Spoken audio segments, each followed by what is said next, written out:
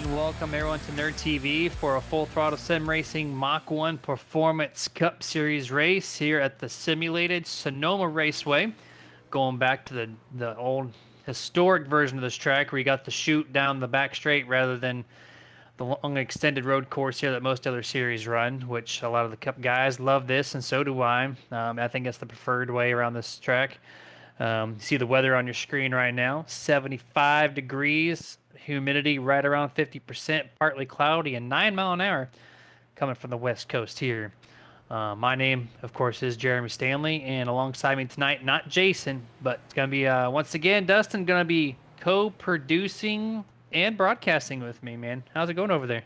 It's going good. I tell you what, it's change of pace here. You know, not only do we have left turns, but man, we threw in some right turns in this one for this week as well. So I know these guys have been ready and raring for it. We do have some what you would call road course ringers, drivers that excel on the road course. I am not one of them.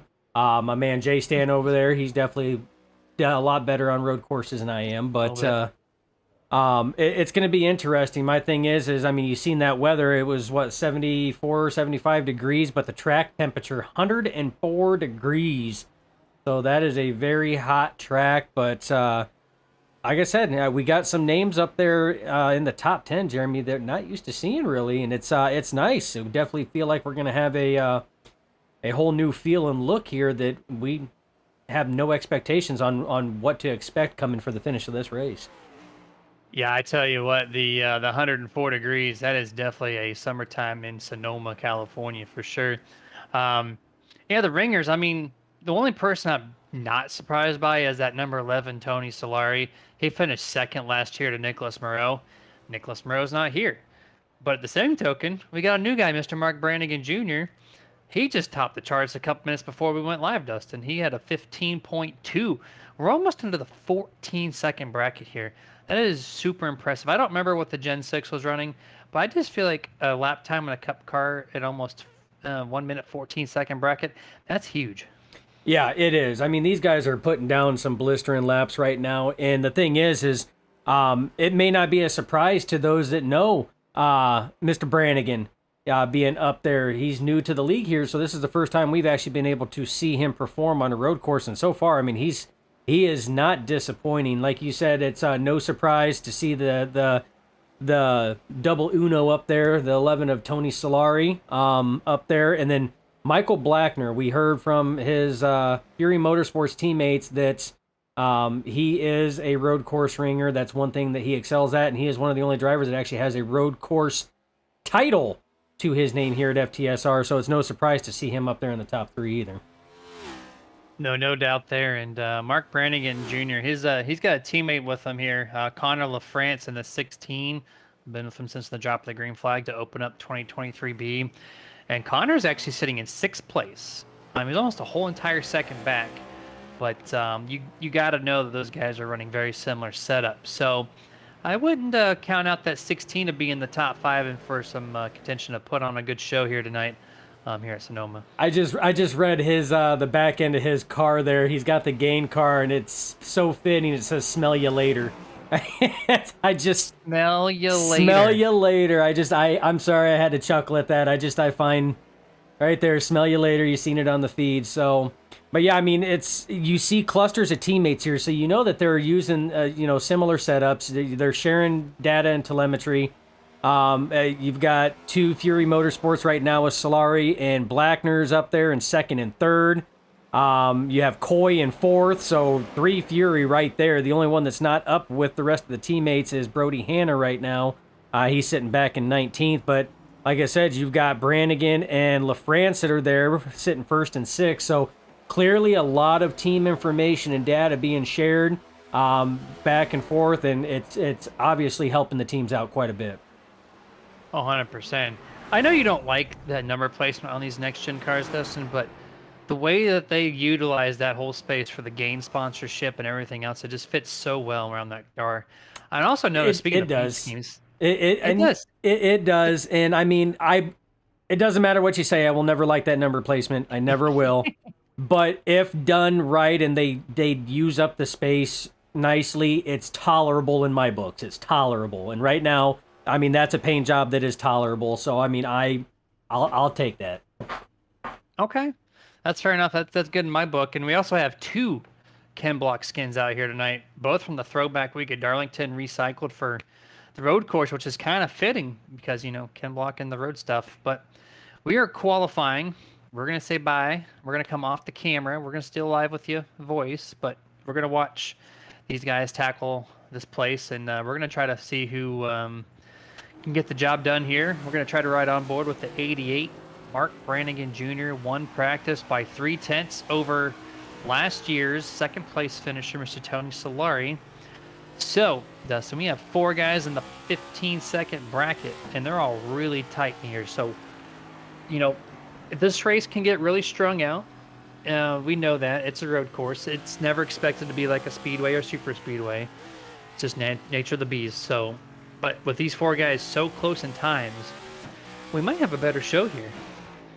Yeah, and we really might. I mean, the times seem like they're a lot closer than what we've seen in the past. So I'm hoping for a lot closer racing. But again, it's going to depend on a lot of factors. One, you're going to want to have a solid starting position. You're going to have want to have a solid start of the drop of the green flag, and you're going to want to minimize your mistakes.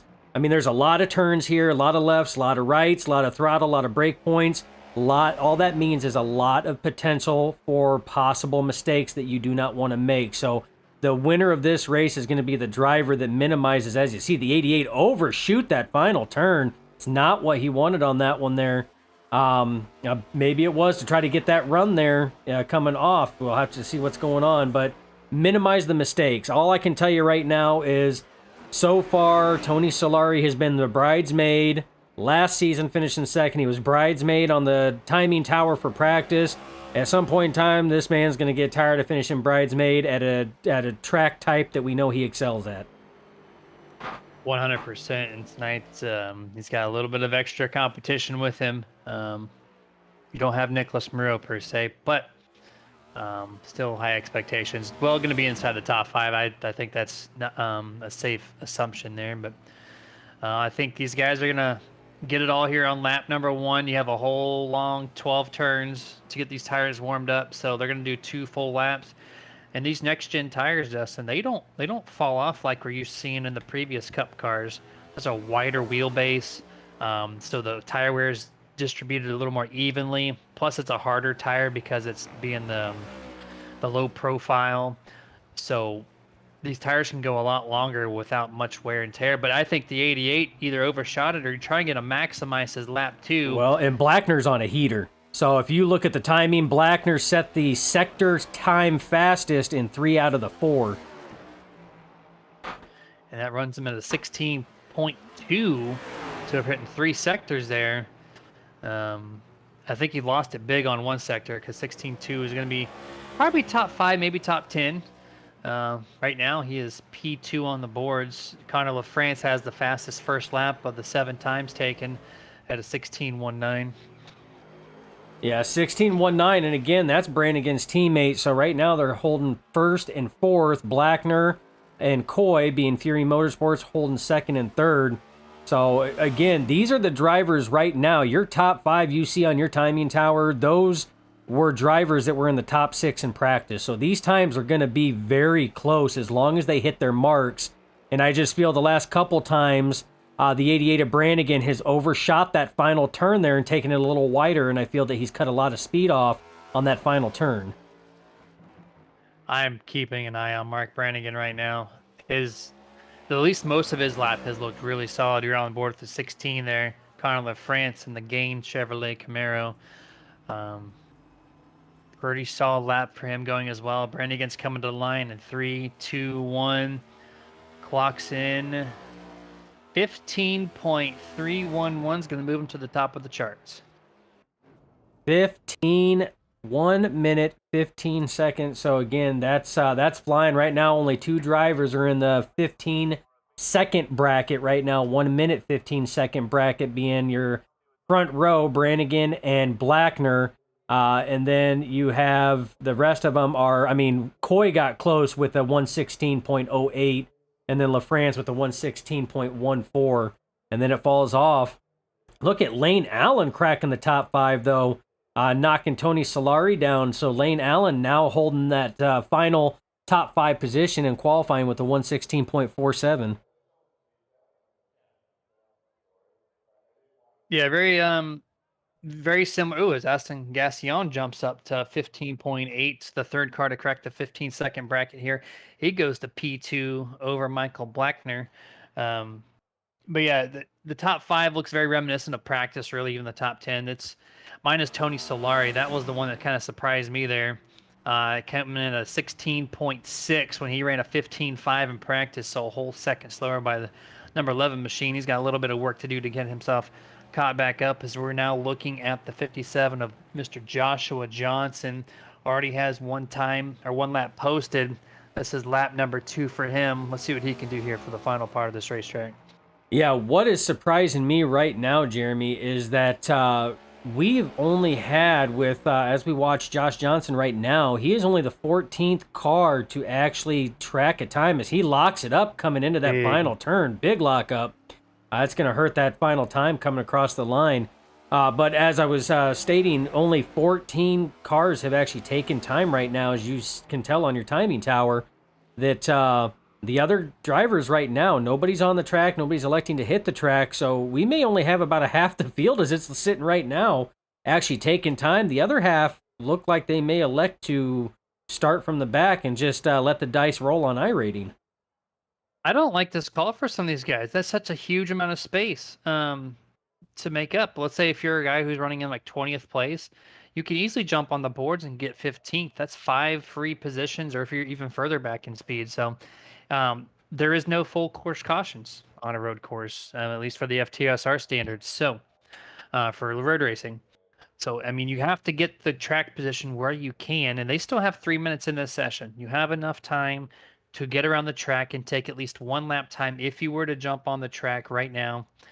I saw maybe TJ Bartel sitting in pit road. He was thinking about posting a lap time, but I don't see him rolling by. But yeah, he's just he's sitting on track, but he's got, probably 30 seconds before that window is going to close. So I would be jumping on this. Oh, 100%. I mean, that's one of the things that we had stated, early on, was the person that's gonna finish well in this race is going to be the person that maximizes the least amount of mistakes. But in order to maximize that, as you see, Bartel pulls out and says, "Nope, not going to have it." It is starting position is going to be crucial. Why? I mean, the further you start up there, that's less drivers you have to pass en route on your way up there. Then, like you said, no full course cautions. If a car goes off the track, there is no caution to close everybody up. So as these drivers are spreading stuff out, I mean, that's only going to make your job even harder on that one. I would want to try to maximize it as much as possible. The Stig, our unofficial in-race reporter there, for all things Boomerang, Team Boomerang, says Josh Johnson hardly ever qualifies too. He goes, I think the lack of everyone else is what got him to post a time. Exactly what you were talking about, Jeremy. Hey, if nobody else is going to post a time, I'm going to go out there and I'm just going to, drive in Miss Daisy's Sunday drive it around the track or whatnot, and I'm already going to be starting halfway up the field. That's a winning call in my book. Yeah, 100%. And looking at the iRating, he would have been starting probably 25th, 24th, somewhere in that range. So just him jumping on track moved him up over 10 spots. That's a huge gain right there. Oh, yeah, up to 13th. Huge. Yeah, that's big time stuff there. So as we're just kind of waiting, they got nobody on track. We got just 1 minute left in this qualifying session. So this is it. We'll wait for the thing to go official. Then we'll post the stats for you for the starting grid here for tonight's Sonoma 200K. The overall lap count is going to be 50 laps. Stage break coming in on lap 15. So a nice little short stint to get this race started. They'll come down, get 4 virtual Goodyear, some virtual Sunoco tank filled, and then 35 laps, 34, something like that, to get this thing round up. And by the times, Dustin, I think this top 5, like I said early in practice, this is going to be a good, fun race up at the front. And it's actually going to be pretty surprisingly, you're going to find a lot of action in the middle of the pack. I think minus the front few cars, the guys fighting for 10th place is going to be where the action is going to be tonight. Oh yeah, it's going to be good racing all the way around, and I think you were right. You're going to have these little sub packs of cars, and that we have seen synonymously so far over the weeks. And there's going to be great racing no matter where we look at, and of course it's going to be tough for us to try to make the calls and get stuff done. Do want to shout out to Mr. Jason Rockefeller. Says, have a good broadcast, boys. Wish I was there. Heart. Checkered flag. He is unable to make it here. He's under the weather right now. We wish him the best. Speedy recovery. Hope he gets back with us again, because it's always a blast to have him up in the booth. But Jeremy, these boys are gridding. Yeah, under the weather for sure, considering things in New Jersey's air quality right now. Under the weather is a very, very good analogy to use. But yeah, these guys are gridding. We're going to go over the starting lineup here for tonight's Sonoma 200K. Mark Brannigan Jr. is going to take P1. Austin Gassion of the 29 is going to be in second. Michael Blackner, 23rd. Richie Coy going to be starting in fourth. Connor LaFrance going to be starting in P5. Lane Allen to his outside in sixth. Tony Solari will start in seventh. Stephen Hollingsworth in eighth. Ryan Hendrick in the 47 will take ninth. Brandon Elder is going to be starting outside in 10th position. Chad Lang in the 4 is going to be starting 11th. Wayne Grassi 12th. Joshua Johnson 13th. 14th and the last person to take time is Colton Gum. 15th on back is sorted by I rating, so James Wallace, Jeff Chandler, Sherwood Williford, TJ Bartell, Brody Hanna, Lewis Meglin, I got that correct this time, Chris Beck, Alan Crowell, Robert Malikian, Colby Mice, Brian Dublé, James Torrey, and Ryan Chapman in the 27 car will be the 27th place starting lineup. And that's surprising, Dustin. I don't know why Chapman especially did not take time. He's decently up there in the points, so wonder what that call was for tonight. Yeah, it's that's a surprising call. When it comes to that, that's going to be a lot of. He's going to have. Not saying he can't do it, but he's going to have a lot of work ahead of him trying to work his way through there. But that's the thing about road courses, though, Jeremy. I mean, a lot of it's strategy. There's more strategy that goes on here than a lot of other a lot of other tracks. It's going to be interesting to see how it plays out, because not only are you going to have to worry about strategy, but you are also going to have to worry about hitting your marks each and every lap. Like you said, there's probably going to be about 3, maybe 4 packs of cars here just based on their qualifying times that are going to be close and racing each other constantly all the way through. So you also have to worry about, the other drivers around you. You have to worry about their corner entry, their brake points, because not everybody drives the same. So there's going to be a lot going on. And the only thing that makes it difficult is it's a road course. It's a long track, so it makes it hard to try to catch all the action up here in the production booth. Yeah, it's going to be a pretty tame race overall in comparison to an oval. But for you, tame is kind of weird way to put it, because you're going to be searching around a 2-mile road course where things are going to get pretty spaced out. So that's where I come into play and try to help you out on that notion. But every single week, every single day that you're doing this here on their TV, you always kick butt. So, I expect nothing different here tonight, because you're always on top of it, bringing all the drone shots, all this and that. So, but I think staying focused up at the front here early is going to be awesome. Which, by the way, is that a new pace car? Is that a new Porsche pace car? That is the new Porsche pace car. I was just looking at that. Yeah, as you were talking, that's the new Porsche safety car. Yeah. Sorry, Porsche. Actually, really Porsche. Porsche. There you go. You're gonna get the road fanatics out there looking at you, going, "Hey, you forgot the E. That's caramel. Call it Porsche. It all means the same. That new Porsche that just came out, the GT3 R2. That's a beast of a car for the GT3 series. That's gonna be fun to watch. But we're going through turn 11, headed toward turn 12. And this will be the start of 50 laps here for the Sonoma 200K for the Mach-1 Performance Cup Series. Mark Brannigan leading a whole car length ahead of the 29. Green flag is out, Dustin. We are underway. And it didn't look like the 87 of Blackner got as good of a start as the 16 of LaFrance behind him. LaFrance is giving him a little bit of a push, saying, come on, Michael, get going. You see Richie Coy right now slides in, and this is something, oh, well, I was going to say slides in single file real fast, but you see Richie Coy and LaFrance were side by side going into the corner. They finally even it out, and this is what you're going to see. You're going to see a lot of straight line single file racing until somebody gets a run, and then they're going to try to time it out and make that pass. And there's going to be certain corners, Jeremy, where you're going to see a lot of passing, and other corners where you're going to see a lot of riding. And this is one right here, turn 6, coming through this right-hander before the S's.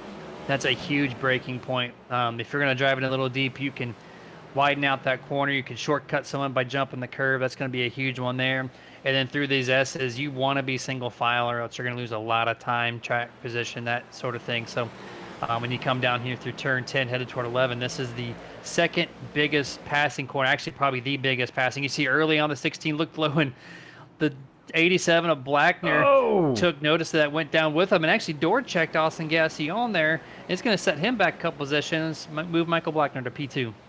Yeah, Blackner to P2, and that's going to be that turn 12. That's going to be one of the huge passing zones because drivers will outbrake other drivers going into it, just like you've seen the 87 of Blackner do.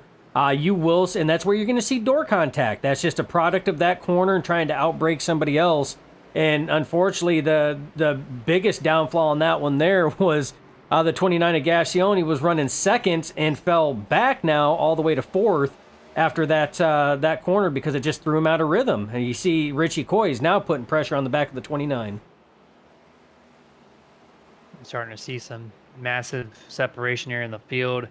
It's a little bit early, but if you want to bring up the track map presented by iRacing, or iRacing iFlag rather, we'll just see got a couple stragglers in the back, already a quarter of the track, if not more, kind of already used up all at once. And this is a lap and a half of racing, and this is very natural if you're new to watching any type of road course racing or haven't really done it yourself.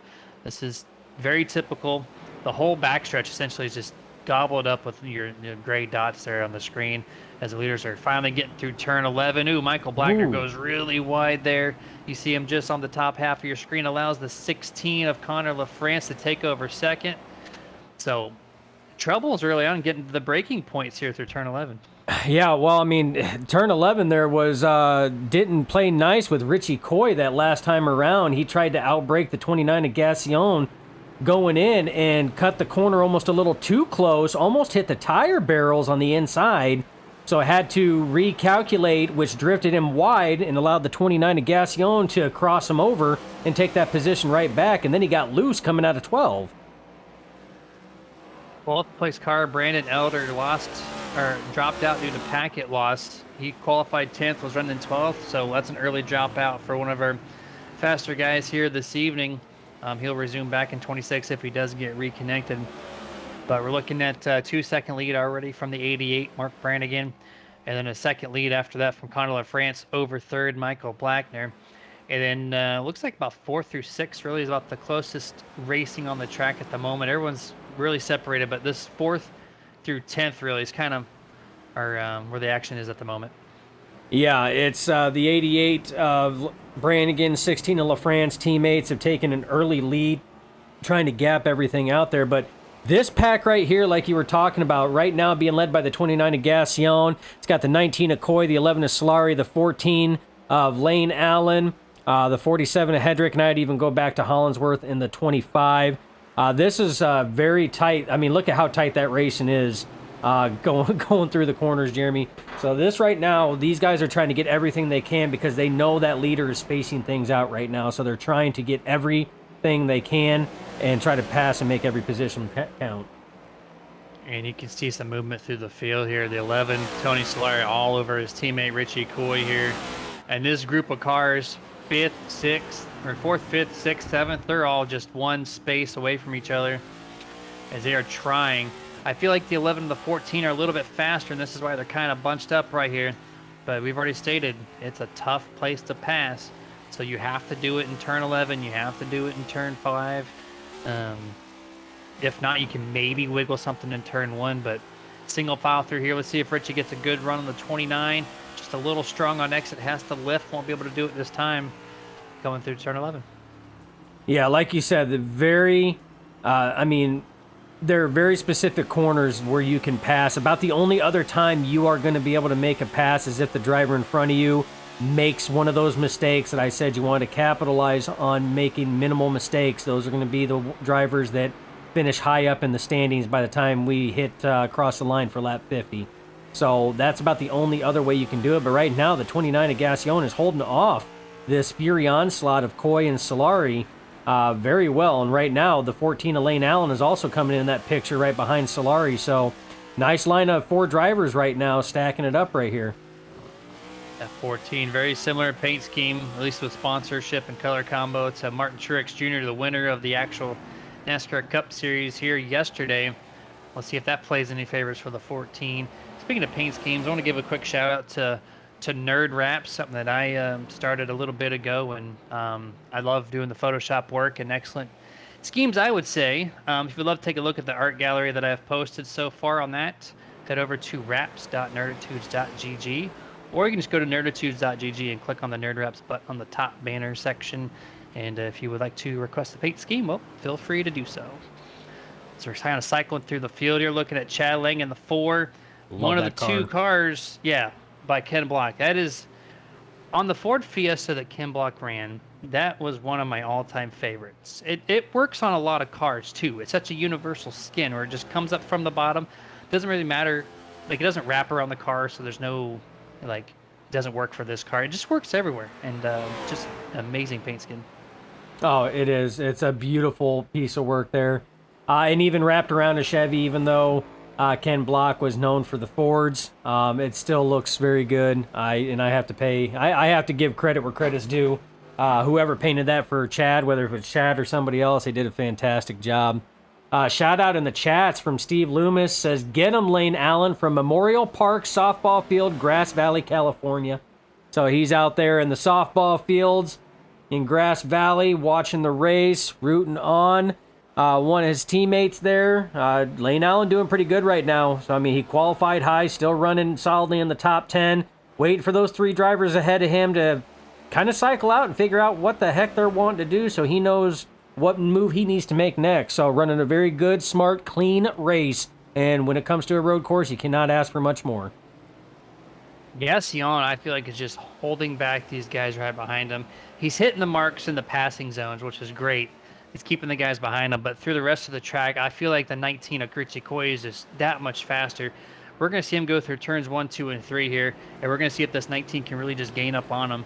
But if you watch through the passing sections, this is where the 29 is kind of excelling enough to keep these guys behind him.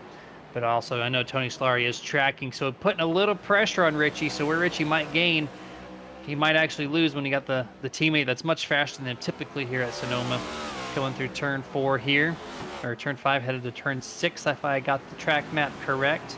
See the 19 back to the bumper of the 29, but he gapped himself just enough to where he doesn't have to worry about the pass being overtaken there on the inside. Going through the S's, so 29 seems to be a little better, but he gets to turn 11, and this is where he's starting to struggle a little bit. Yeah, and like I said, I mean, that's what makes road courses so interesting, is because a driver can maybe not excel at one part of the track, but excel at another. And, I mean, it could really make or break a race. And, I mean, these drivers will... Oh, Richie Coy loose coming out of that corner there. Big time loose. And right there, Tony Solari is going to capitalize on that one there, move Tony Solari up. So Tony is now going to take a crack at the 29 of Gassione and see what's going on. Speaking of taking a crack, the 87 of Blackner has caught up to the 16 of LaFrance, and he's going to sit here and try to take a crack at trying to pass that 16 and work towards his teammate, the 16's teammate, rather, the 88 of Brannigan, who is just, I mean, he's in a whole nother zip code right now. Yeah, 5.5 seconds. We're only on lap 8, so in another 7 laps, we're going to see the caution flag fly for the only time this evening for that stage break. But yeah, this battle here between second and third, Connor LaFrance and Michael Blackner, it's been lingering. It's been sitting there. It's been brewing. The past 5 laps, really, 87's been holding his ground, but slightly this past couple laps has gained in, pun intended, on the 16. So maybe he has a chance to get to him before we see the caution. Oh, Jeremy with the dad jokes, and he's so punny. That's why we love Jeremy, though. But yeah, this right here, I mean, look at the amount that the 87 of Blackner gains through that corner. but he's Ah, driving it super hard. If you've seen when the 87 of Blackner went through there, he is leaving some rubber down on that track there, and he's got to be careful with that. Doesn't want to try to burn it up. I mean, I don't know. Maybe the tire wear. oh no, Oh no, no, that's not what you want to see. The 87 no. of Blackner comes around, just loses it on that uphill grade, going into the corner, and is now stuck. This is devastating.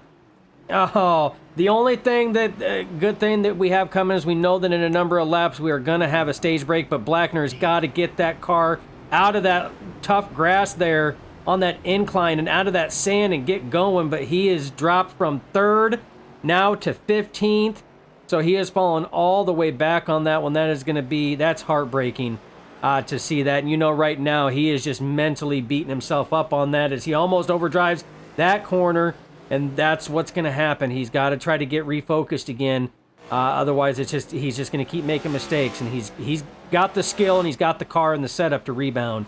He just has to get refocused again. Shout out to the Stig again. This is in reference to the fours. Chad Lang's number 4 paint scheme, the Ken Block paint drip one. He says, I have some DC shoes with the quote-unquote drip scheme on them, and I got them signed by Ken Block last year at an ARA rally event. That would be an awesome piece of memorabilia to have, especially in recent events with the unfortunate passing of Ken Block.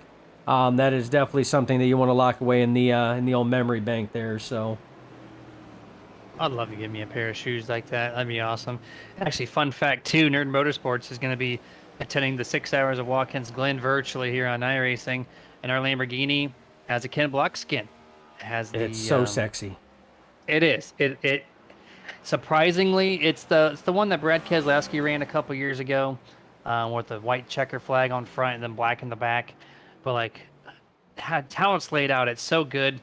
And we used it at Sebring for the 12-hour. We used it at Watkins Glen now this coming weekend on Friday night, and then looking to also compete with it in the Spa 24-hour. Hopefully, if we can make that happen. But I just love all the Ken Block paints because there's so many of them. Right, and not one of them is really that bad. No, I mean he always had amazing paint jobs. Really did. I always enjoyed his paint jobs. But I mean, there's a lot of racers that I mean were synonymous for a lot of the paint jobs that they had, and always had good ones. And Ken Block, I mean, I don't know if it was the combination between DC Shoes and Monster, and just what he did with it, but they always turned out. And he always utilized that flat black as well that was on there. I don't know. They always turned out good. So you got one taker in pit road. That's going to be James Wallace in the 67, going to give up 13th place. I don't know if this is a strategy call to shortcut the stint here, but I don't see any damage on that car. I don't think he lost anything really on the track, so this might just be a little shortcut pit stop to maybe see if what he can't do to restart this race in first, I would imagine. I would have to agree, Jeremy. I don't see any damage on that car or anything else that's going on. I didn't see it go up on jacks or anything else on that one. That almost looked like it was just a fuel. But, I mean, if this is a strategy call, when that stage break does happen and everybody else comes in and he stays out, it would put him P1. So that's another strategy call to try to gain up a lot of those positions. But for the time being, it's going to put him way back in the field as he's sitting P19 right now. I am actually really curious. You have 4 sets of tires to use. If you're going to give up the track position and make your pit stop at a road course, you're not going to go a lap down.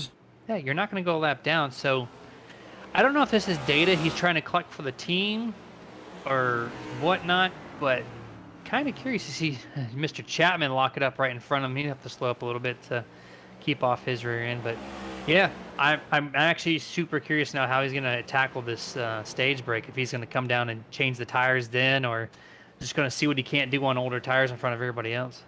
Yeah, speaking of Chapman, I mean, he right now just got passed, falls back to P19, but he started dead last at the start of this race, Jeremy. I mean, he's already cracked the top 20. So I don't know, maybe maybe Ryan knew something that we didn't know on that, but we'll have to see how it plays out as we work towards that stage break here. Oh, Michael Blackner coming through turn 5, hot, almost hit the back of the 57. Joshua Johnson gets loose and goes way out wide.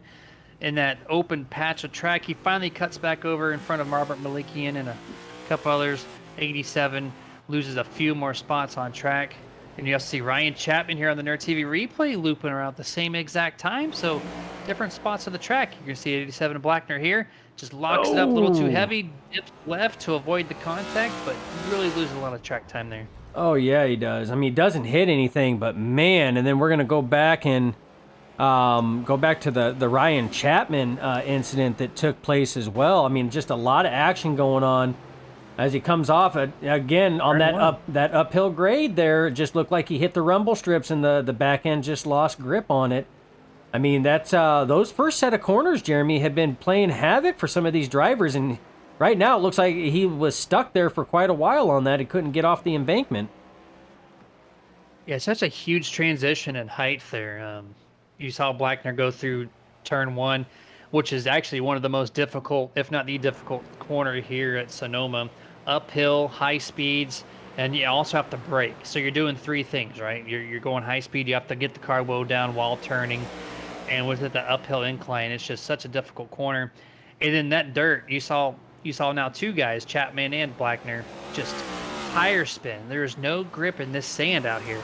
So really just losing a lot of time because so.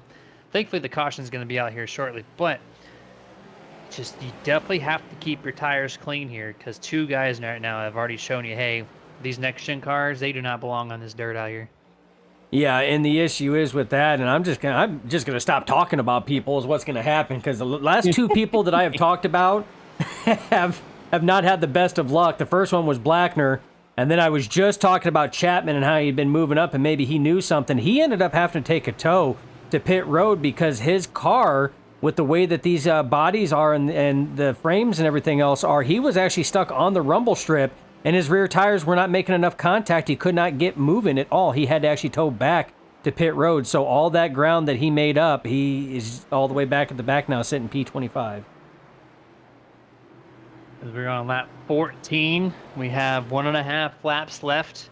And Dustin, if you want to kick over the iRacing iFlag track map again, just to show you what 15 laps looks like before the caution came out. That's what a road course race looks like right there, everybody. Really spaced out. You see a couple of groupings, especially around turn 11. There's still a lot of guys nose to tail through that section of the track now. There's a big gap through turns 3 and 4. Looks like the SS has a little bit of action in turn 5. Also, in turn 6 rather, coming through right now. So a lot of open gaps in between, but really just spaced out all around this facility. Yeah, and I mean that, like you said, you said it at the top of it. Oh, Tony Solari goes into that uphill grade. That corner there has just been playing hell for drivers. Had to woe it up, didn't go off track, but definitely lost a lot of time on the 29 of Gassione. And definitely closed up his teammate Richie Coy back on his back bumper again after he had about a 4-car length separation. That is now down to about a 2-car length separation. It's again, these drivers really, as he locks it up there, really trying to get by the 29. He had to try to outbrake him going in that. They're side by side, Jeremy. It's going to be a drag race all the way down. If there's one person I'm going to trust at a road course to go side by side to the S's, it's going to be this man, Tony Solari, using the curbs to give all the space possible as the 44 Chris Beck goes slow to the 11, had a dive in front of the 29. Could have got a little sketchy situation there, but yeah, that 11 car did an awesome job locking the brakes up and still hugging that curb through turn 6. Did a great job overall in OEC. The number 6 there, give plenty of room. That's James Torrey. But all of a sudden the 11 goes wide in that corner. The same token, Austin Gassione back on the attack. Coming to who's going to take the position. It looks like the 11 of Tony Solari is going to get 3rd. And this is going to be stage break here momentarily, I do believe. I tell you what, that was some hard racing right there. I mean, they were racing. And the reason why you've seen that, they have to wait for the 10th place car to cross the line because the top 10 positions are the ones that actually gain stage points on this one here. So they wait for 10th place to cross so that they're locked in at the line. But yeah, the crazy thing, is with stage breaks is, they're racing for additional points there. As you see a lot of cars giving way on that one. No. You know what, Dustin? I think I'm going to do it again and kind of kind of set the wrong tone here. I didn't see the pit roads closed, so I think they're actually going to do what the real life guys do and do not throw the caution. So I'm gonna safely say at this point we're not gonna see that caution. So I'm gonna apologize once. That's the second time I've done that this season. I need to fact check myself. I think a little bit more frequently. I told you But not to bring that notebook, Jeremy. Man. the old notebook, man, it's always untrustworthy. Why do you even listen to me at this point? It's a trust thing, man. I trust you. I always will. Especially as we just, jump off a bridge, whatnot. Hey, it's soft down there. Okay. So yeah, it's I don't know. It, like you said, they're gonna do like what the Cup guys did. So that hard racing you seen with Tony between Solari and Gassion, and that was 4-stage points or just not throwing the caution. So every point counts on that one, which is why they were racing so hard to try to gain it before they crossed the line for that lap 15. Speaking of gain, this 16 car, Connor LaFrance. Remember when Mark Brannigan had a 6-second lead almost? Well, that's now cut in half. Connor LaFrance is back to 3.2 off your race leader, Mark Brannigan. But I'm kind of curious now because we saw the 6-7 make that pit stop without the tire change. If we didn't go caution, I'm still curious about how that was going to play out. It will play out for this car as we got, only a fourth of the race completed. I mean, my only thing is that right there could be the answer, Jeremy, on why he took fuel only. He might have topped off to give enough fuel to make it to the end. But knowing that, as we see right there, the 33, Sherwood Williford went right around that same corner that we've seen drivers have. It's that elevation change with this, and those rear tires just lose grip, and you just see him spinning, trying to get it going again. And this is what's tough, is he has to wait for a clear opening to try to turn that car around. And that's what's tough because you guys seen the track map. Keep this screen on if you can. Watch this here. Oh, man. Who was that? Lewis Meglin in the 43 clips him as Sherwood Williford was trying to get going. I saw him spinning out there, entering back on the track. I'm like, what happened? But that was all part of the same thing as we're going to ride on board with Lewis here. And it's so tough because if you look back there, it's all blind. Uphill. It's a blind hill. So the 33 thought that it was clear, and out of nowhere, here comes the 43 of Meglin. And there was nothing he could do. It was out of surprise. All he could do was just try to lock up the brakes and hold his spot. Such a tough break for both drivers. This is going to bring the 43 into pit road to maybe get some of that damage repaired. Get his we're going to show you the race. We're gonna try to show you on the roof cam. Out of nowhere there. We're going to back that up just to show you that, I mean, he sees it, it's clear. It's clear. He's like, okay, I'm good. All of a sudden, oh, crap. Nope, not clear. That's how quick it happened for the 33. That is the highest elevation part of the track. You head downhill. Yeah, even if you're watching your relative screen, Nikki, it's hard to judge where they're at on the track because you can't see them, right? So it's a very huge moment there. And the 43 is still on pit road getting that car repaired. So this is going to take him at least one lap down, if not more, to get that thing fully repaired. That's unfortunate. You also see Brody Hanno sitting in front of him. I was just seeing that. He actually, you know what? This has been so busy on this track. The 23 is 16 laps down, now 17. He's sitting last place on the field. How did we let that slip by too? Just trying to keep everything in tone here, not paying attention to the 23. He did not qualify. He had a very bad practice time, and so 23 this season, Dustin. For 2023B, he missed a race. He had a couple bad finishes, and right here early on in Sonoma having some more either technical difficulties or something else going on behind the scenes. But either way, just not the season the 23 was looking for. Well, to be fair, we heard this a few seasons ago by Brody himself. He's not a fan of these cars. But that's coming from the guy who's won in these cars, so... Every time you heard him say that, where did he tell you? In Victory Lane. TV booth. Yes. Either in Victory Lane or podium, second or third. I don't like these cars. Yet we still talk to him. It's, it never fails. It's not a personal conversation. It's always on airs when he says that. But I guess this is the way of vocalizing that. Yeah, I was gonna say the 44 Chris Beck. This is the fourth situation now we've seen off of turn one, turn two era. Cuts in front of the 43 there, but no harm, no foul. He just lost a few seconds on the track. But that turn one going uphill into the braking area to turn two is so tricky here when you carry so much speed up to the top of the hill. It is, and it's definitely a very problematic little area of that track there, that treacherous turn two, if you want to call that. But it's, again, a lot of it is that elevation change. Like you said, it's that elevation change going up. You're braking, you're turning, you're getting the car woed down, you're going, you're downshifting. There's a lot going on. There's a lot of weight distribution that's going all over the place, and it's real easy for these rear tires to lose grip. Is that Dublé that was off track there? 37. Let's take a look and see. Yeah, he was off track, turn 6, locked the tires up. Left front really locked up. See him right there, just overshoot by a mile. It almost looks like way off into the dirt. Again, no harm, no foul to anybody else, but he just seemed, he crawled, Dustin. He crawled through that dirt, knowing the tire spin. It's so easy to do here. And that makes perfect sense for him to come down pit road. Your lap's already shot. You might as well get the tires down.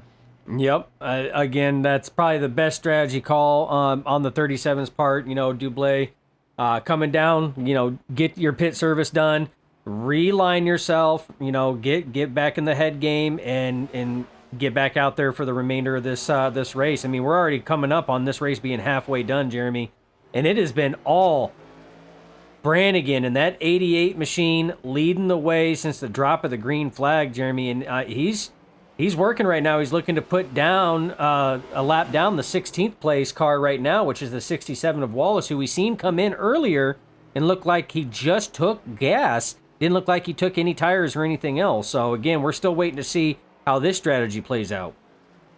I did mention the pre-race that these tires don't wear as much, and I guess you can go 50 laps here without a new set of tires. Apparently that's what we're seeing here from guys that have pitted so far, but you did say we are approaching halfway, so I think this is a great time to kick it over to our first commercial break of this evening. We're going to go picture-in-picture and watch these guys while we thank a few sponsors.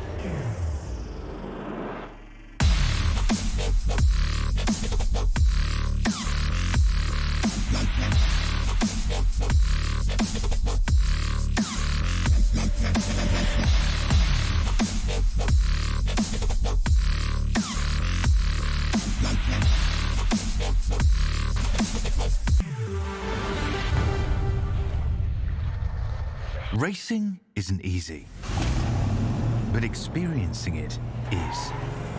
iRacing puts you in the driver's seat with the industry's leading sim racing game. Drive on laser scan replicas of the greatest racing circuits from around the world. Go head-to-head against other drivers chosen by skill-based matchmaking to ensure competitive racing at every level. Compete across all your favorite series. In officially licensed cars, engineered to deliver the most accurate driving experience possible.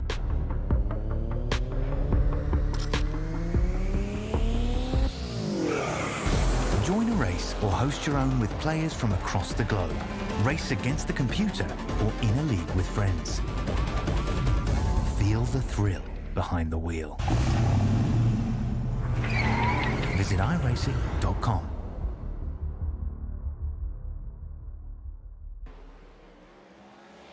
Welcome back to full screen action here, and if you're just watching the top half of your screen, there's quite a few things that's gone on this track. You saw the 43 and the 57 during some dirt track in there between turn 5 and 6. But I also want to kick it over. A couple things have developed. The 44 Chris Beck, they're about to go on board here with Connor LaFrance right behind him. This is to put Connor's going to pass him, not for position, but huge curb hop, and then boom.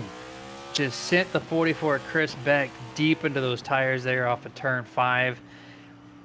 You saw the curb hop. That car was on 2 wheels, no doubt, about 20 degrees of angle between the track and his car. Connor just, hit the thing, and you're going to go gyro. We're going to see how much of this car rotated off the curbs here. Just boom, huge curb hop, and then hooked in the left rear, then destroyed everything on Chris Beck's car. And there's the puff of smoke saying, your night is done, Dustin. Yeah, that was, as far as a road course goes, that was probably by far some of the hardest impact I've ever seen, coming right out of 5 there. And he double hit. He hit curb hop the curb going into turn 5 and then off of turn 5. And then, the 16 LaFrance didn't have time to check up at all because he was also going over that curb as well. So it's a lot was going on, but that's about as hard as impact as you can ever have here at a road course. Yeah, no doubt. And then you're looking at Tony Solari now. He's your race leader. During that commercial break, the 88 of Mark Brannigan Jr., your race leader, gave up the lead to Connor LaFrance, and then a lap later, Connor LaFrance came down and hit his pit stop. This is going to rotate the 11 of Tony Solari to the race lead momentarily. And looks like Connor LaFrance, at least lap time, was still scored second. Lane Allen still on track. I think he's going to cycle to second place here, if I'm not mistaken. But there goes the 11. Solari, he's down pit road. This now gives the race lead to Lane Allen of the 14. Yeah, so the 14 is going to go through and lead a lap here as well. So there you go, Steve Loomis. You were sitting here cheering him on. He does get a lap led, but let's be honest, we understand that, we are cycling through pit stops right now, green flag pit stops. But Lane Allen has been running a very clean race. As far as mistakes go, I really haven't seen any mistakes out of this guy at all tonight. He's been hitting his marks, doing what he has to, and he's been solidly up in the top 7 all race long. So, he's been doing a fantastic job, and as long as he keeps doing it, definitely looks to have a fantastic finish tonight. Yeah, just keep doing what he's doing. I haven't seen much wheel lock up from him at all, other than last lap, turn 1, kind of got a little heavy in the corner. Outside of that, every time I focus on the 14, he's looking like a Martin Truex lap, just really consistent. Not the fastest car, but you don't need to be that. As long as you're consistent, you're going to do well here at Sonoma, and that's exactly what he was doing. Now, since he has the race lead, when does he come down pit road? He's got quite a few more drivers that need to make that stop. It is not this lap.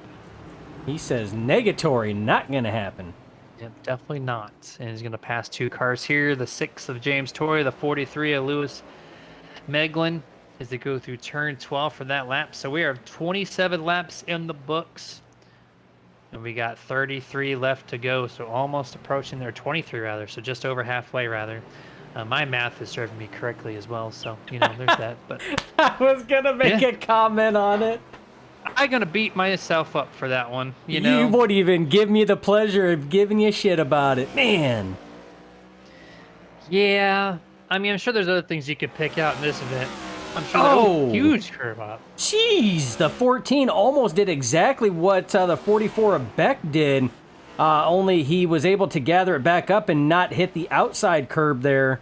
But man, the way they're hitting that turn 5 curb is just, these cars are going wild two-wheeling.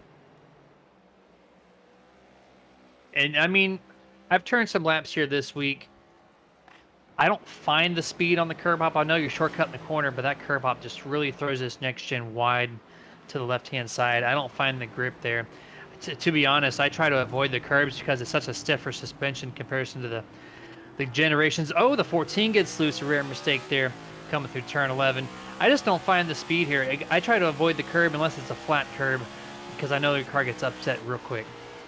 Yeah, I mean, take this for what it is. Take it with a grain of salt. I'm not a road racing guy, but I'm a logical thinker, Jeremy. You've known me for a lot of years. Logically, I don't know if the payoff is worth it because you are taking a big gamble when you go to curb hop that because you don't know how that car is going to take it. Just like a few laps ago while we were on a commercial break, the 44 Beck curb hopped it, and you seen what happened. I don't know if the risk is really worth, shaving off a few, hundredths of a second on a lap time. For me, it's not. I know my driving ability anyways. I'm decent, but not like these guys out here. Represent. Oh, we got the 43 of Meglin once again having some issues through turn 7 here. So we're probably going to see that on the Nerd TV replay. Focused on him. Gets through turn 5, no problem. Heads to turn 6. Wide entry, which is fast. And then the curb hop, exactly what we just talked about. The right rear bounces off the curbing and sends him for a loop. Yeah, and that would be my fear, just looking at it logically, not as a road racer, just a logical thinker. That is my fear is it really worth it? Because, you may have 5 times where you curb hop it and that car lands perfect. Your rear tires do not lose grip. You cut that corner perfect. You save some time, but that 6th time you do it could happen just like that. Mark Brannigan with a rare mistake also through turns 1 and 2 up the hill off the track. He loses a few seconds there. No harm, no foul though. He has some, at least a 5 second gap between him and, actually, you know what? There was an issue with Connor LaFrance. I just looked at his scoring loop. That last time by, he went from 5 seconds back of Mark Brannigan. Now he's 20 seconds back. So I wonder what happened to the 16. That is an excellent question. I mean, something clearly happened there, whether he had to check up or whether something else happened. Right now, he is trying to chase down the 11 of Solari. So, I mean, these drivers here are all real close on what's going on. But right now, everybody's chasing down Lane Allen. But Brannigan right now, I mean, he's yawing that thing out pretty well, Jeremy. He's trying to cook it. Connor LaFrance also going up the hill through turn 1. Gets loose, spins deep left into the dirt.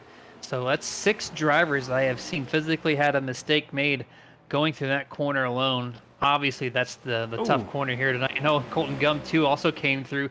It almost looks like there's like oil or something up there because everyone is just losing control up to the hill. Especially on the older tires now. There's less grip, and you're still carrying that same speed. Yeah, we're right there. That's what we were talking about. Almost identical to Blackner on what happened, only he learned from Blackner. He goes, I'm not going to turn to the right. I'm going to go to the left. I seen Blackner get stuck over there on the right. And, I mean, he's still that tire spin there, but was able to at least gain some grip. And right there you seen Colton Gum right as Connor LaFrance was getting it going. So, I mean, yeah, Jeremy, that turn 1 uphill right now is just playing hell for a lot of drivers. Yeah, it caused Colton Gum to actually retire from this event. About 15 laps prior, Ryan Chapman, the 27, he is backed out of tonight's event as well.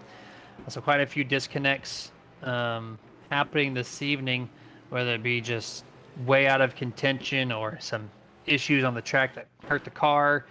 Either way, another one there. Wayne Garossi in the 7th. That's the 7th car. Oh, and he almost hit the tire barrier. Wow. So much issues off this corner, Dustin. Yeah, I mean, we raced at this track last year too, and we did not see these issues with these cars going into that corner. And oh my goodness, how close he was. Look And at I mean, he had no control. I mean, there was no turn and nothing. He was just riding it. But I mean, we didn't have these issues last year. And Jeremy, we're starting to lose count of how many cars now have gone off the track going on that uphill turn 1. And that's only the ones we've caught. I don't know if we've missed some. And us 7 that we've put on camera for you guys this evening for this corner only. And that was definitely a pucker moment by Wayne Grossi. To slide through that dirt, knowing you have 0 car control and seeing the tire barrier come up to you, it's like you're just praying at that point to say, hey, no, don't hit that wall. And thankfully he didn't do that. Yeah, I'm surprised at the amount of drivers that we have seen have the issues going up through there. And I mean, it has retired a couple of these drivers, Jeremy. I mean, they've gotten stuck on that, and that one there just looked like the 41 just went high to get out of the way. They've gotten stuck in that grass. There's no traction whatsoever to try to get anything going. So it's just right now that turn 1 uphill is just it is not working well for these cars and these drivers tonight. I don't know what it is. Last year we saw, I think maybe just a couple issues at most through the same corner. And I want to say one of the issues last year was just on the initial start. It was just everybody trying to cycle into that turn 1. It wasn't anything like what we're seeing tonight.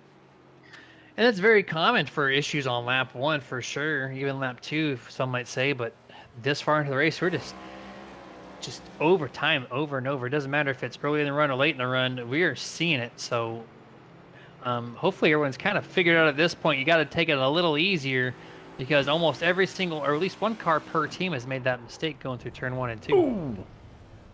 Brian Dublé off the track. Yeah, that was off the track for Brian Dublé. And that one there, I'm going to say, Jeremy, that right front tire is toast on that one. It's probably hanging on. That's going to be an 8-minute repair on that one. Possibly, like I said, the fender's going, but I don't know. That one there could be some. He's still off the track, so it's hard to tell whether or not he has any tire damage. It looks like it definitely probably is. So, I mean, that's going to be some costly repairs there as well. Yeah, and that was another elevation change in the track. That corner, it's a fast sweeping right-hander.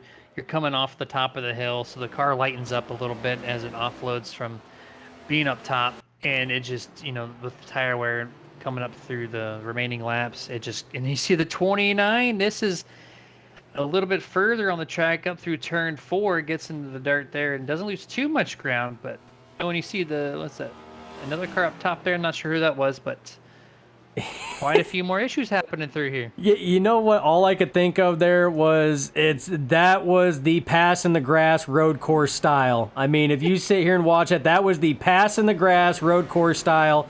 I mean, he was in the grass, came around and had the run on the outside. I'm surprised at the amount of troubles that drivers are having right now with these cars. I mean, it's just replay after replay. And there, the 43 just overcooked that corner, didn't woe it down enough, and the front nose just lost all grip. And he heads down pit road too right after that.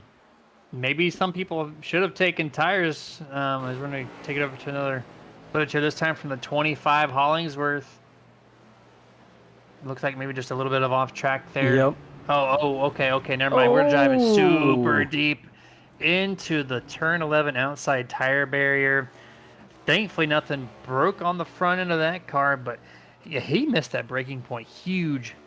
Yeah, he did. That was, that was a brutal brake point on that one there. I mean, and like you said, I mean, he's lucky that left front tire didn't disconnect on that one.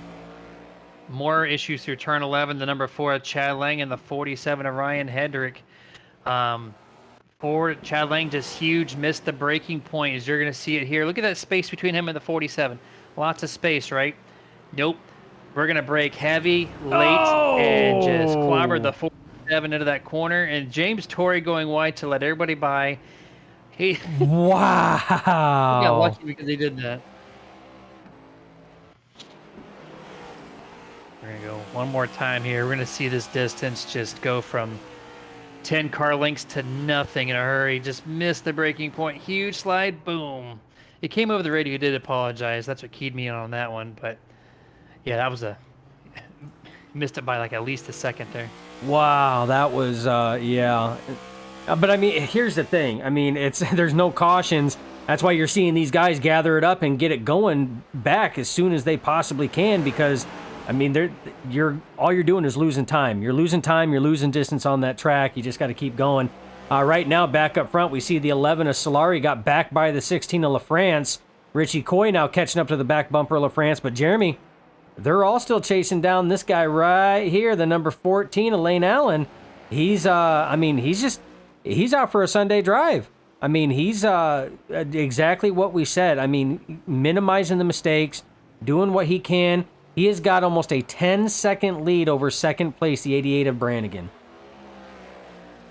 He is the last car to come down pit road. Now, I don't know what these fuel strategies look like. I'm not going to speculate. But everybody else is pitted, so everyone else feels comfortable that they have to make a pit stop for gas. 14 is either just logging laps or he might have something. I don't know. But yeah, he's got a huge gap over Brannigan, which has been dominant. Look behind Brannigan.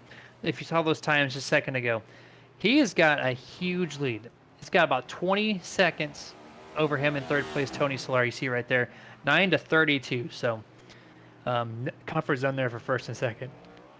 Yeah, so I mean, let's break this down right now. If these distances stay the same, I mean, this could be an excellent strategy call right now. If these distances and times are exactly and stay the same exactly how they are, let's say the 14 does have to come down pit road for a splash to make it.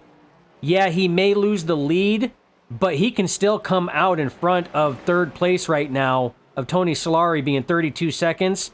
He could still come out and still hold in a podium position with the amount of space and time that you know is in between all these cars. Yeah, no doubt. Just topping off, you're going to be in second, maybe third. I don't know, or fourth rather, because third and fourth right now are just so close between Connor and Tony, and even Richie, who's he brought himself into the picture. So third through fifth, really just right now, what's the action on the track, so to speak, here, as we have 13 to go. It's really heating up though. Between the 16 and the 11 are just nose to tail through turn 11. Yeah, as Dublé goes back off track there, and that's that was right after the leader Lane Allen got by him right there. That was in turn 4, went off track, and he takes it wide there going through turn 5 to let the leaders go by. You see the 88 of Brannigan just went by. Yeah, so multiple issues now for the 37 of Dublé. Focus back on your race leader, who's lost a little bit more ground, back to 8.5 seconds. Over the second place car, Mark Brannigan Jr. As the 16 of LaFrance is now, if you kick it over to them, that is a great battle right now between second and third place. 16 was almost to the back bumper of Tony through turn 5, now through 6 and to the S's. Here they go. But this 16 is putting the maximum amount of pressure he possibly can on Tony, and Tony's not going to budge. This guy actually also is in a VR headset, probably the only guy in the field to run a VR consistently. I think sometimes he doesn't run it on the road courses, can't confirm tonight, but usually he is, so I'm just going to say right now he is in this race, Dustin. Just keep your eye on this thing. This thing is a lot of fun right now. Yeah, these drivers, so close. There is the 16 of LaFrance, outbreaks Solari there. It's a drag race now, side by side. It looks like Solari may edge it out, but if the 16 of LaFrance can keep his car right there, he's going to have that edge going in the turn 1 uphiller. But he backs out knowing the issues that he's had. Remember, LaFrance has been on the bad receiving end of that uphill turn 1 transition already once this race. So he's probably a little gun shy going side by side. That was going to be an epic race at the 16. Oh, the Tony Solari, the second mistake this lap. Going to give it up to the 16? Maybe not. Oh, he tried shortcutting that corner entrance, and it gave the corner up to the 16. So the faster car is now in second place here. And now Richie Coy is now looking at the 11 saying, hey, I want that podium spot. Yeah, well, I mean, here's the thing. That's not even the podium spot. I mean, we're looking at these cars. Lane Allen is in first, so LaFrance just took that last podium spot. But right now, Richie Coy is going to have to get by his teammate. And Jeremy, we've been calling FTSR races here for a good amount of time now, and it's been an awesome, experience. And we know that when it comes to road courses, Tony Solari does not give him up easy. He definitely locked him up going into that final turn right there. And Richie Coy looked like he wanted to try to capitalize, but didn't put the pressure on to finish it off. Yeah, what I meant by that podium spot is he was wanting to get around the 11 because we know the 11's probably the weakest of the three right now at this point in the race. So the 19, if he can quickly get by his teammate, he may have a chance at this 16 car, but he does have to get around his teammate. And Tony Solari really wants to be in fourth place or anything, inside the top 5 for that matter. So just a great job by the 11 as always here on the road course. The 16, LaFrance locks it up, goes deep into turn 5. Doesn't lose much ground though. No, he went deep into turn 5, but that allowed Solari to make that pass going into 6th though. Outbreaks it, and the 19 Okoye gets by him. So the LaFrance did not lose a lot of ground or any positions there on that overshot of turn 5, but turn 6 was the killer corner for him. He lost 2 positions going into that one. Our unofficial in-race reporter for all things Boomerang, the Stig J96 on YouTube, says pretty sure that James Wallace runs a VR headset as well, so possibly another driver out there that utilizes VR headset besides Mr. Solari and that number 11. I gotta get me a data cable and a better headset for my Quest 2. It is a lot of fun, but when you try to do it wirelessly, it's just not a good connection. So I would love to maybe try. What's going on here with the 14? Did he come off pit road? He did come off. Yeah, he came off pit road there, and a lot of tire spin there. And he is all out of funk right now, Jeremy. He come off pit road there as we were watching the race in action. We didn't even see. Oh no! Oh no! No! The tire spin caused a huge, costly moment. The tires just screaming at him after sliding them, and he's been driving on ice ever since he left that pit stall, Dustin. Yeah, he was all out of funk going when he was left his pit stall. He was exiting pit road, going through that uphill into turn 1. It just everything felt out of sync there. And when he went on that turn 4, that blind, the highest elevation peak and coming off, the tires just said nope, no more. And this is, looking at Lane Allen here, he's got a huge gap, right? So he's not like he's struggling to maintain that spot here. He's got such a, probably what? Actually, I'm going to take it back and look here because it looks like he's actually further back. He dropped back a lot, actually.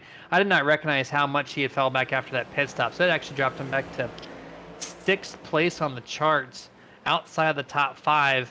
And now Richie Coy and Tony Solari, look at this, Fury Motorsports sitting 2nd and 3rd, 2 of the 3 in podiums. Yeah, and like I said, 9 laps to go right now. It is going to take a mistake from Brannigan right now to close that gap. He has a 28-second lead over the 11 of Solari and the 19 of Coy right now. That is your podium, Brannigan, Solari, Coy, as they sit right now. And there's only 9 laps, Jeremy, so it's going to take a mistake from that 88, which is not out of the question. We have seen a lot of problematic, corners there tonight that we didn't see last season, but for whatever reason this season we are. So that's why you got to stick around to the end of the race to see exactly what happens, Jeremy. Drives in deep here into turn 11. Ooh. Actually, the 16 gets to the bumper of the 19 of Coy, but that overshoots the exit and allows the 19 to get a 2 car length advantage over him, coming up to complete lap 42. We have 8 laps to go here. I tell you what, this race in here, and it's not even for the lead right now. Brannigan he's in his own zip code right now. This race for 2nd through 4th between Solari, Coy, LaFrance, and Gassion, this is where it's heating up right now. These drivers are giving everything they can and trying to take even more. I wouldn't try to bump a lot of drivers or make bumper contact, especially at a road course. But these drivers have definitely made some bumper contact and have not looked out of place, and it just kept going. So I don't know, Jeremy. This, I think, is going to be the hot race all the way down to the end. Right now, Tony Solari gapping out the 19 and the 16, though. He's got about a 4-car length advantage over third place, Richie Coy. Yeah, no kidding here. And yeah, I'm going to take a turn from the WWE side with Roman Reigns.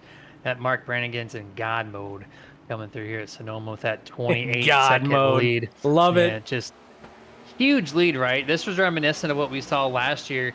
I forget who, it wasn't Nicholas Moreau, but whoever was in the trucks that has such a huge lead. But remember, if you also remember that. Casey. It was Nicholas Casey. Nicholas Casey, 26-second lead, I think with 4 or 5 laps to go, and dumped it through the chute there between turns 5 and 6. So obviously not over until it's over, but not saying that it's going to happen at 88, but mistakes happen on old tires. Yeah, and they have, and I mean that is a prime example, like you said. Nicholas Casey in the trucks in the Martin Sports Truck Series. It was. I mean, he had almost a 30-second lead, and right coming off of turn 5, and that chute in between 5 and 6 just bit him and ended his race. And I mean, he finished back in 20 something or other. It was not good. So I mean, it can happen. Issues for the 14 once again going through turn 1. I think this is the 9th person I've seen have a issue through this corner. You're going to see him right here, just misses the entrance. Goes through the wide section, up the hill, and then outside, and just puts it off track. And then the 57 of Joshua Johnson did the same thing a few corners later, in front of the 14. So a couple guys off track incidents this lap. Yeah, it's that. I'm telling you, huge miss. That uphill is just, that has just been a tough area there. That going up into that turn 4. That's just tough, and I'm surprised his car even turns, because that was hard impact into that tire barrier. So I'm surprised that he does not have tire damage on that, but I mean he's still going there. So it's I don't know, Jeremy. I'm not a road course guru. I'm not a road course guy, but we have definitely seen a lot more struggles and woes this race than we had last season. Yeah, way more than I could count in the 14. I'm showing off track. Oh my, the 14 Elaine Allen. He's now in pit road, but if we're going to have to go back and look at the 14, off track by a huge amount here. Look at this slide again, then just misses everything, ramps the hill, and then just can't get it loaded up, and then in that crevice. Boom, right there. No. And then tries to climb. And no, he teeters it. No. Oh, that's the second driver that we've actually seen on camera do that. First one was a 27 of Ryan Chapman. Got it stuck teeter-totter style on the curbing there on that uphiller. So again, just more woes with these cars at this track. Yeah, that's what, the 10th issue. I know that was the second or third time, the 14 in particular, but that's 10 times now on my counter that turn 1 and turn 2, that combination has just been not friendly from early in this race. And now we have 5 laps to go, less than 5 laps here really, as Mark Brannigan's about to come to 4 laps to go through turn 11 now. 25.5-second advantage over the second place car, Tony Solari, which Tony's actually gapped his teammate Richie Coy by 2 seconds. So them are finally starting to space out. Yeah, finally starting to space out. Like I said, I mean, at this point in time, the 88 of Brannigan just needs to run a clean race. He's got distance in between him and Solari. There is no pressure, so there's no point in really pushing it right now. Hit your marks. Don't over throttle it. Don't have the issues in some of these corners. Don't curb hop it. He just has to finish it out. 4 more laps, and he's got this victory in hand. Like I said, right now, that's like you said, Tony Solari has gapped Richie Coy by 2 seconds. Richie Coy is now gapped 4th place, which was LaFrance. It's now Gassion. Gassion passed LaFrance for 4th, and those two are duking it out. Oh, LaFrance all out of comfort coming off of that corner, but keeps it under control. Great job to keep it underneath him here, but yeah, just continuing to have car issues. He lost second place a little bit ago, and just ever since then, just not had the grip that he's had all race long. So it continues to slide back just a little bit further. Now sitting in 5th place, that number 16 is. I'd love to give a shout out to one of our sponsors before we get to this race end. They'll run race a year or 2 races that you would never see a caution, and that's going to be from our caution sponsor, Roasted Gems Coffee. Roasted Gems offers premium quality, ethically produced coffee gems from different parts of the world, coupled with delicious blends and flavors that'll make your taste buds melt with delight. Roasted Gems Coffee is the only place to quench your caffeinated coffee desires. They value your coffee experience with each order roasted to perfection and upon shipping straight to your door for peak flavor. So if you're looking for a mellow flavor or something so strong, it'll show up on, ooh, you see some action there coming off a turn. Oh, heavy impact there. He picked over the Nerd TV replay there. 22 needed some Roasted Gems coffee to keep his focus there from hitting that wall late. So if you're looking to wake yourself up in the morning and with awesome flavor, head over to roastedgems.com. Super Nerds will save you 10% off at checkout. And this is going to bring us to, looks like 2 laps to go here momentarily as the 88 is coming through turn 11 once again to get the 2 to go. 2 to go. Want to shout out to Matt Keach. Keach hitting us back up again. Always glad to see him. Watching, says, big slide for that 16 car. Yikes. Yeah, there's been big slides all over the place. I agree. I think somebody went out here during pre-race and threw some oil down on the track because these cars are slipping and sliding like they're on a slip and slide in the backyard for the barbecue. And this looks so much fun. I love road course racing, and I would really want to be out here tonight. Maybe not with so much oil on the track, but it just looks like a lot of fun right now. Well, I mean, I guess that's a perspective thing. It all depends. It's probably a lot of fun for the 88 right now, but for somebody like Lane Allen, who was up front leading, it's probably not a lot of fun because he was not on the good end of some of these slips and slides. But I'll tell you, I mean, this race has been action-packed from the drop of the green flag. These guys have put on a hell of a show tonight. And, I mean, just the near misses. I mean, yeah, we've seen more spins and slides. But, I mean, for every spin and slide, there's also been a near miss that somebody has saved and kept under them the whole time. So it's been a good race all the way around. Just, troubles with these cars and this track tonight, Jeremy. White flag, sponsored by Nobody, is out for the number 88, Mark Brannigan Jr. 24-second advantage over second place Richie Coy, as Richie now has his teammate back to his bumper, only a half a second separate those 2 guys. A lot of traffic here in front of the 88. Just hopefully no one has a mistake and he has to, not have to make any last-second maneuvers. There's not much wiggle here. Remember this track, you see him right there in front of you, the 30, the 87, and the 7 of Wayne Grossi. Oh, there goes one issue, the 30, but he dives deep to the inside part of the track, not going to affect the 88. Not what he wanted to see here. No, and if I was the 88, I mean, you got 23 seconds between you and second place. There's no point even going up and pressuring these guys. I would just lay back a little bit, just let them do their thing, and you just coast to that victory. I mean, there's no point in getting up there and trying to pass. They're not for position or anything else, and the 88 says, you know what, Dustin, shut up, you're up in the booth. I'm going to show you how it's done. I would just sit here and just kind of relax a little bit. Risking it for the Trisket, but actually the 7 gives way. The 87 goes through no problem. The 88 through turn 11. The final troublesome corner here, unless you're Denny Hamlin, who hits turn 12, gets through it cleanly. The 88 will take this thing P1 on the grid to P1 victory lane. The 88 does an excellent job and finally says, I'm going to join the rest of everybody else and have my own slide party through turn 1. Yeah. A little bit of fun, said heck with it. You know what? Everybody else was hitting the slip and slide in the backyard. I've been up here cooking the hot dogs and the burgers on the grill and just smoking everything. So, you know what? It's my turn to hit the slip and slide. So, I mean, that was just a dominant performance by the 88 all the way around. I mean, fastest in practice. It took the pole, out front leading. It was a fitting finish for that 88 team, and they drove a hell of a race tonight. 100% is only the top 5 have crossed the line. 6th place, Michael Blackner. He is still on track. Off track here through turns 8 and 9 through the S's.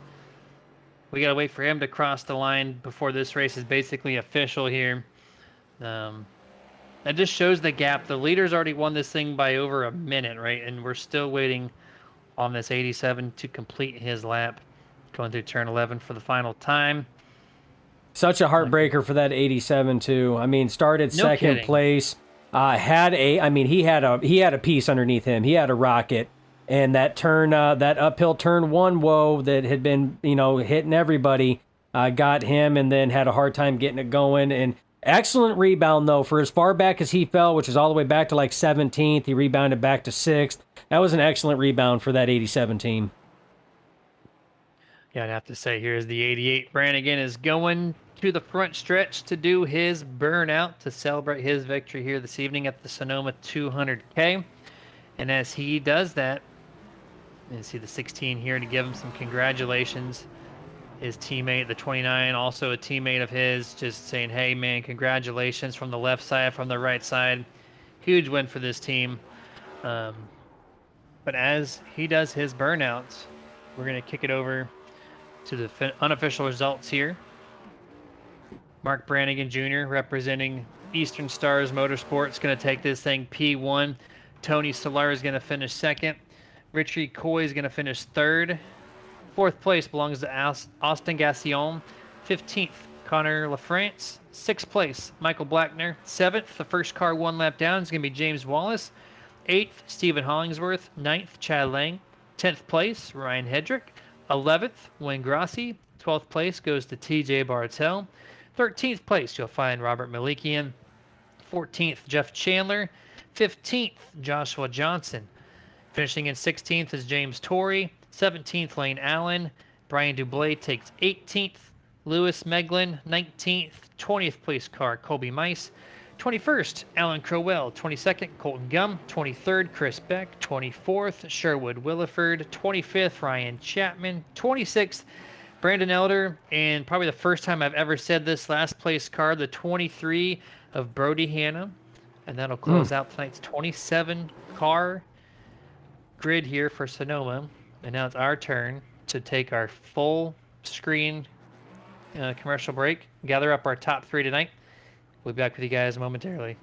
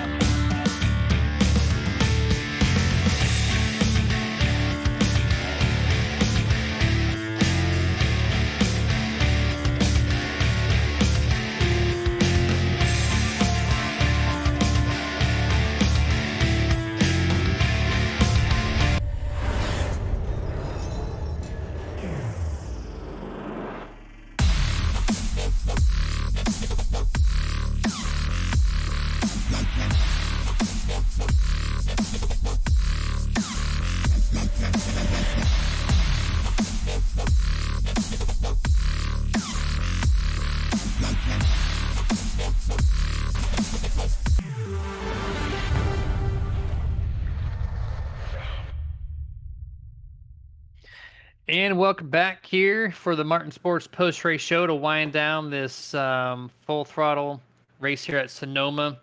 Top 3, Richie Coy, Tony Solari, and Mark Brannigan Jr. do wound this thing out. And Dustin, we're going to bring in our third place finisher tonight, Mr. Richie Coy, and the 19 Advanced Auto Parts Ford Mustang. Richie, do you have a copy? What's up, nerds? Hey man, doing pretty good up here. This season is doing well for you. Finishing off yet at third place finish here at a tough Sonoma. Walk us through your night tonight. My goal was to not have any incident points and not run off the racetrack, and I was able to complete that all the way up until the last corner of the last lap, and I got kind of run into on that last lap and got 2x. But outside of that, my game plan was exactly what it was: get what we can when we can, and keep it on the track.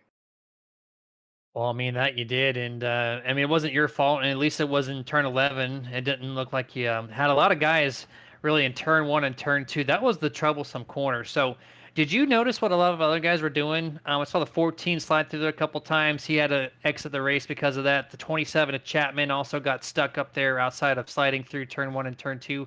Did you feel that looseness a lot of other guys did this evening? Oh yeah, these cars are like running on ice. There's no grip at all. Even when you got a good setup, I don't think there's grip. And I'm not sure. I mean, we had a good setup. I think we had a good setup anyway.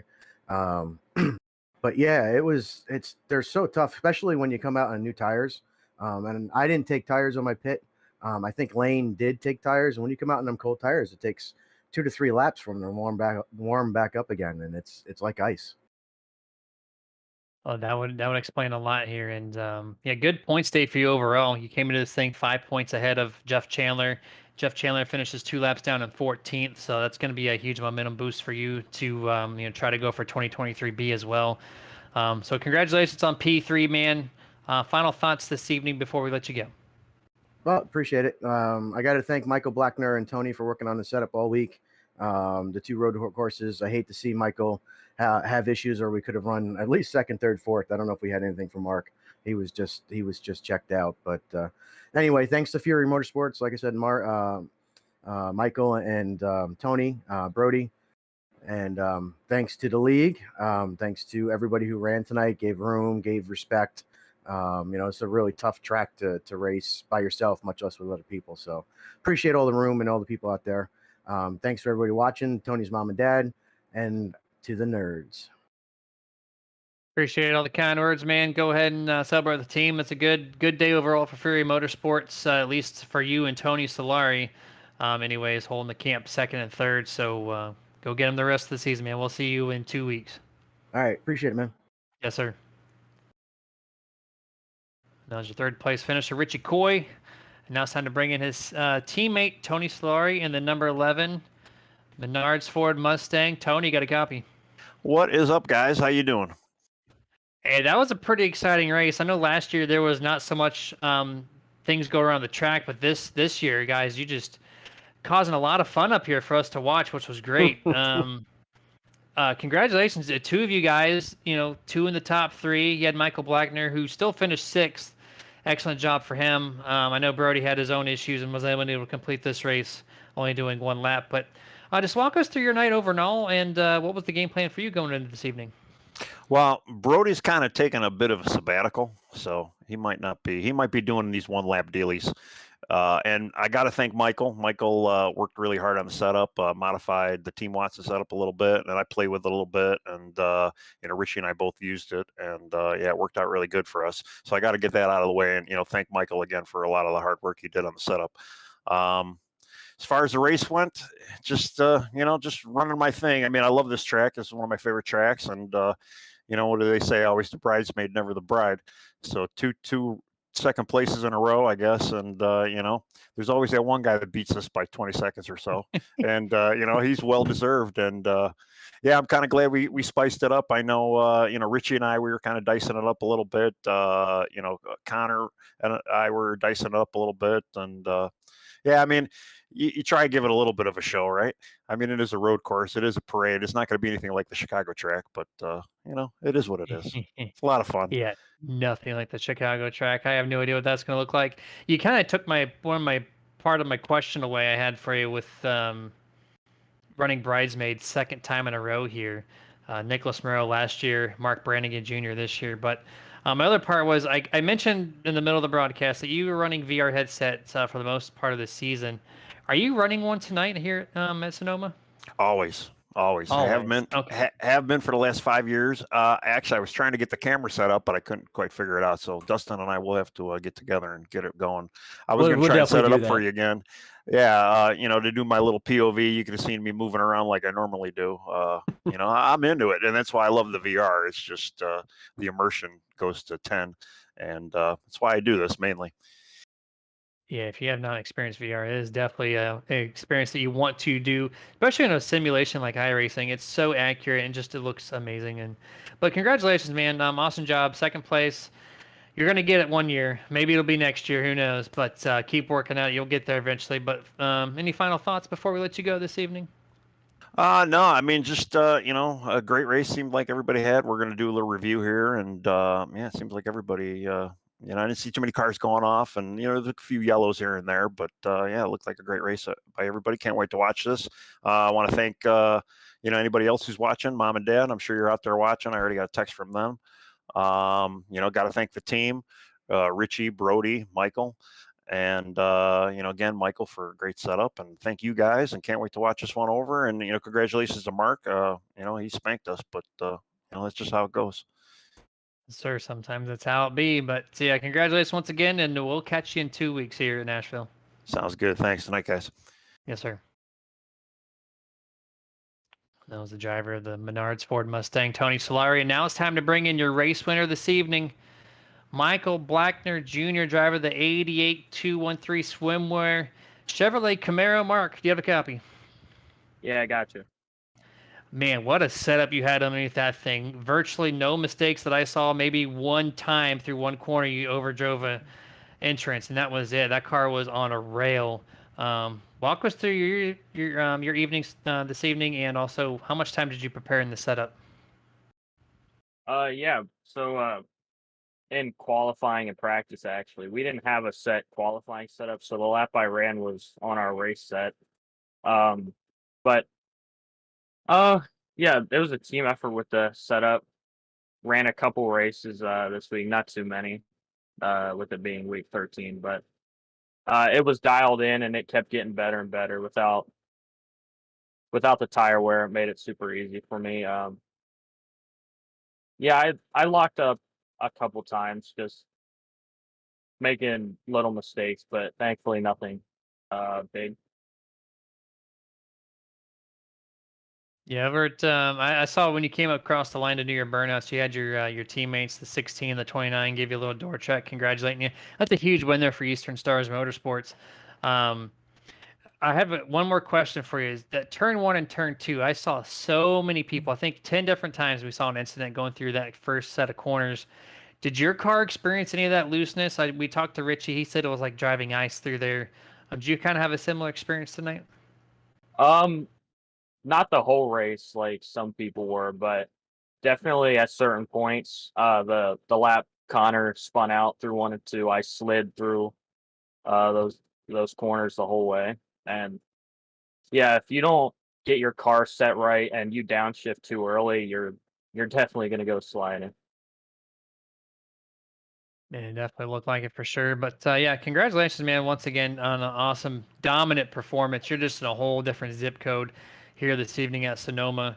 The floor is yours. Final thoughts before we let you go. Yeah, I'd like to thank my teammates. Obviously, Austin, Connor, the PR guy, my sponsors, 2 and 3 Somewhere, Rogue Energy, Butt Kicker, and thank you guys for putting on the broadcast and the league owners and admins. Appreciate the kind words, man. Go ahead and celebrate with the team, and we'll catch you 2 weeks at Nashville. Thank you. Yes, sir. Michael Blackner, driver of the number 88, gets himself in victory lane for the first time this season. Dustin, what's your final takes here before we close out Sonoma?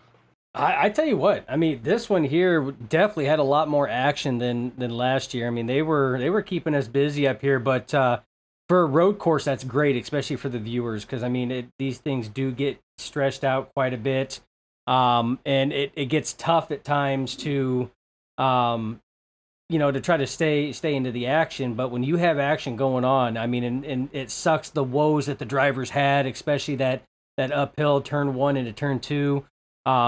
But I mean, it added a whole new flair to it that was awesome to see. I mean, overall, it was a good race. It really was. I agree. Even though I'm not a big road course guy, I definitely think it would have been a lot of fun to actually be down in there tonight trying to race. But I have a feeling that you would have been one crossing the finish line, and I would have been one of the guys probably looping it on that uphill between 1 and 2. So overall, it was a good race, though, and I mean, it's exactly what I would expect for the guy, from everybody here at Full Throttle Sim Racing. They always put on a good show. Yeah, 100%. And to start off this season, we're 3 races in, 3 different winners. I think we had 8 or 9 different winners in 2023A, so we're just continuing to roll off just different winners as this year continues, which is awesome to see a bunch of different guys picking up a checker flag for them. So huge shout out to Eastern Stars Motorsports. They did an awesome job. Hopefully this carries momentum for the remainder of the season. But we're going to close this thing out, Dustin. Going to thank our sponsors. We didn't get too many opportunities to do it, but one final shout out before we do close it out. Thank you, FTSR, for letting us do this for you guys. I keep saying it each time. 17 years they've been doing this thing. They know what they're doing. And you see the numbers. They're showing up continuous 20, 30. We got close to 40, I think, to open up this last season. So join the action. Go to FTSR.net and get yourself set up today. Thank you, Mach-1 Performance, for the continued sponsorship for the Cup Series each and every Monday night.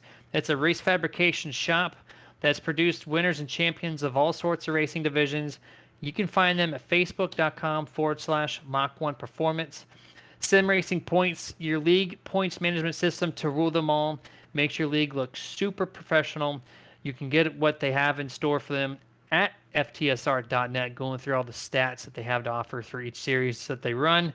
Or you can go to simracingpoints.com, check out what they have to offer through their perspective, and check out the pricing packages. It's a really good package at a great price to keep your league looking professional. And once again, that's simracingpoints.com.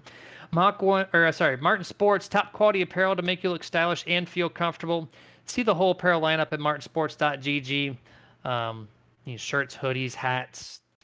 Dustin's wearing the stuff right now. We're wearing them, our shirts, directly from Martin Sports. Wouldn't want anything else on the sim rig for sure. iRacing iFlag notifications fractions of a second faster without ever leaving your focus from the racing action. Find them at iRacingIFlag.com to see the full product line. Butt Kicker, the ultimate feel from the race car directly into your sim seat or whatever seat you're sitting in from the haptic response system from the Butt Kicker. And you're going to find all their stuff at thebuttkicker.com. Team Wanton Racing Setups, quality, professionally built setups for all your asphalt oval needs. Find them at teamwatsonracing.com. Check out their pricing and packages. Get yourself in victory lane today. And lastly, Roasted Gems, premium coffee beans roasted just for you. Start your day the right way from Roasted Gems at roastedgems.com. All right, Dustin, we're going to go on a 1-week hiatus. FTSR is taking a week break, so we're going to catch you guys not next week, but the following Wednesday when the truck guys resume action on that schedule on your right-hand side of your screen. Coming back to Nashville Super Speedway, June 26th on the Cup Series, and that Wednesday prior, you're going to find them June 21st, and that's what we're going to resume here on Nerd TV. Until then, you guys stay safe, and always get your nerd on.